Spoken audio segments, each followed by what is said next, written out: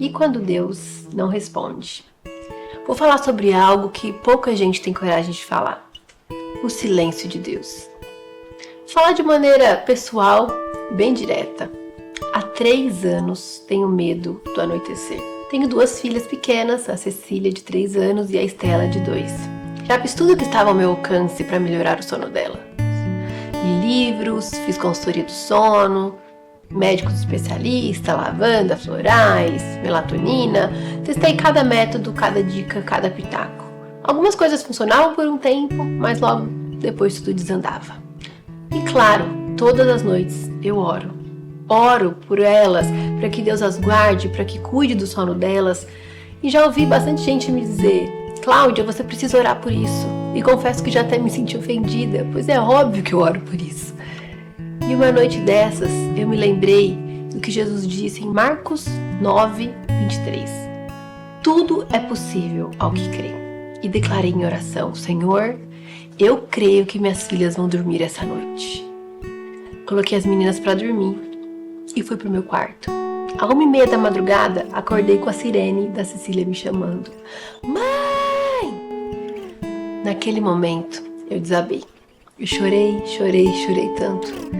Eu chorei porque Deus não tinha respondido a minha oração. E me perguntei: por que Deus está em silêncio? A verdade é que eu não tenho resposta. E ninguém tem, pois ninguém pode compreender completamente os mistérios de Deus. Mas há uma coisa que eu sei: Deus tem me sustentado. Maria experimentou o silêncio de Deus em 2 momentos marcantes. Aos 12 anos, quando perdeu Jesus, seu filho, por 3 dias e o encontrou no templo, sem entender sua resposta quando ele disse: por que estava me procurando? Não sabes que me convém estar na casa de meu pai? Mas foi aos 33 anos, diante da cruz, que ela finalmente compreendeu. O silêncio de Deus não era abandono, mas era parte do plano. Assim como Maria, muitas vezes não entendemos os caminhos de Deus no momento, mas no tempo certo, Ele revela o seu propósito. O silêncio de Deus pode ser doloroso, mas nunca significa abandono. Deus muitas vezes se cala porque quer fortalecer a nossa fé, nos ensinar a depender dEle, a enxergar além do que os nossos olhos veem. O silêncio dEle não é a ausência dEle. Ele está conosco o tempo todo, sustentando, fortalecendo, moldando. Ele não me tirou o peso, mas tem me dado forças para carregá-lo. Talvez você também esteja esperando por algo bom, justo e necessário, mas assim como eu, pode estar enfrentando o silêncio de Deus e a realidade de uma oração ainda sem resposta. Mas o silêncio de Deus maior que eu já experimentei não é a insônia temporária das minhas filhas, mas a perda dramática dos meus primos e minha tia no acidente de carro. Meus primos eram como irmãos para mim. E eu dormi por muito tempo com a foto deles debaixo do meu travesseiro. Meu pai, um dia, quando descobriu isso, sentou comigo e me explicou. Ele me disse: filha, a vida é um grande livro. A morte é apenas uma vírgula, pois o texto continua na eternidade. E é aqui que precisamos lembrar de uma verdade profunda: Deus é Deus. Se Deus atendesse todos os nossos pedidos, nós seríamos deuses e Ele seria nosso servo.